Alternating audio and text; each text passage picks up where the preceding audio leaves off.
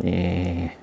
One thing I have learned from YouTube is don't do clickbaity titles, because I didn't mean to do a clickbaity title and I got flamed like it was a clickbaity title. Hey everybody, this is Sully with 5 freaking onion rings. Today, I want to talk about batteries. And the reason is that I've noticed that I have a few batteries that I've repurposed by soldering on connections and made the JSTs. This used to be a 3S battery and one of the cells died and I didn't have any 2S needs for something this big, so I made it into a 1S with a little JST that plugs into my JJ Pro headset and works great as a headset battery. And this is my 2200 milliamp hour standard. This came with the original 2205 motored Wizard. Not the F4 version, but the F3 version with 2205 motors. It's 2200 milliamp hours, which you can't see because of my Velcro, but it is. And I wanted to talk about something very simple, and that is over time, these batteries get damaged. They are still workable, like this one I just have to solder a new cap on, no big deal.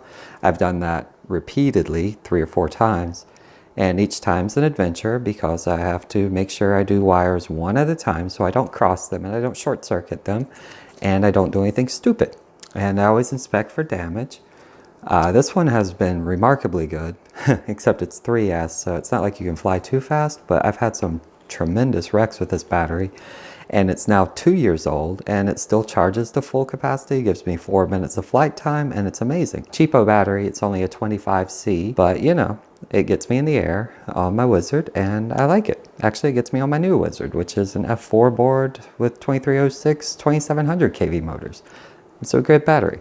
What I wanted to talk about, and I'm taking too long, is that when these batteries get damaged, that happens. So what I wanted to say is when you're charging these, or whenever you see they're damaged, don't be afraid to get rid of them. And by get rid of them, I mean take them to a battery disposal unit or take it out into a little brick area and dispose of it yourself and video it, because that's awesome.